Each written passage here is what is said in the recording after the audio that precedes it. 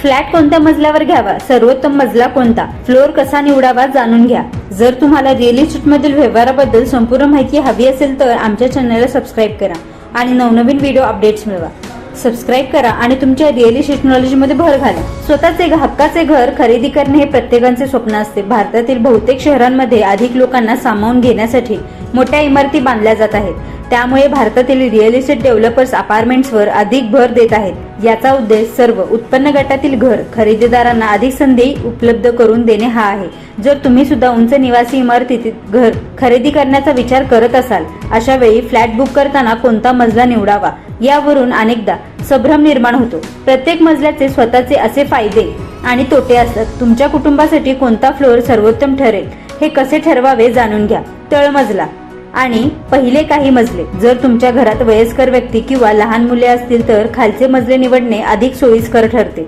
फायदे: लिफ्ट बंद पडल्यास ये-जा करणे सोपे होते. आपत्कालीन परिस्थितीत इमारतीतून बाहेर पडणे सोपे असते. सहसा खालच्या मजल्याचे तापमान उन्हाळ्यात कमी असते. तोटे: मुख्य रस्त्याजवळ इमारत असल्यास आवाज आणि प्रदूषणाचा त्रास होऊ शकतो. प्रायव्हसी कमी मिळते आणि डासांचा प्रादुर्भाव जास्त असू शकतो. मध्यम मजले, चौथा ते 10वा मजला. अनेक गृह खरेदीदार मध्यम मजल्यांना अधिक पसंती देतात. मध्यम मजले हे एक प्रकारे गोल्डन मीन मानले जातात. फायदे: येथे खालील मजल्यापेक्षा कमी आवाज आणि वरच्या मजल्यापेक्षा कमी उष्णता जाणवते. हवा आणि प्रकाश उत्तम मिळतो. सुरक्षिततेच्या दृष्टीनेही हे मजले चांगले मानले जाते. तोटे: या मजल्यांना खूप मागणी असल्याने बिल्डर्स अनेकदा फ्लोअर राईज चार्जेस लावतात, ज्यामुळे हे फ्लॅट्स थोडे महाग पडू शकतात. टॉप फ्लोअर किंवा वरचे मजले. जर तुम्हाला शांतता आणि निसर्गरम्य व्ह्यू आवडत असेल तर वरचे मजले उत्तम पर्याय.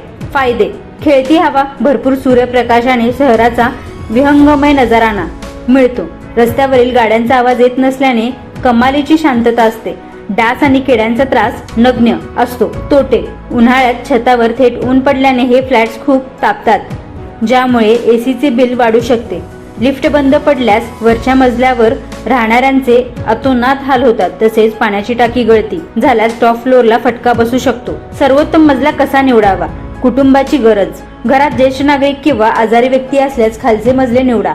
बजेट. वरच्या मजल्यासाठी फ्लोअर राईज शुल्क द्यावे लागते. बजेट मर्यादित असल्यास खालचे किंवा मध्यम मजले किफायतशीर ठरतात. सुरक्षितता आणि सुविधा. इमारतीत पॉवर बॅकअपसह 2 किंवा अधिक लिफ्ट्स आहेत का याची खात्री करा. दिशा आणि वास्तू. फ्लॅट कोणत्या मजल्यावर असो तिथे पुरेशी व्हेंटिलेशन असणे आवश्यक आहे.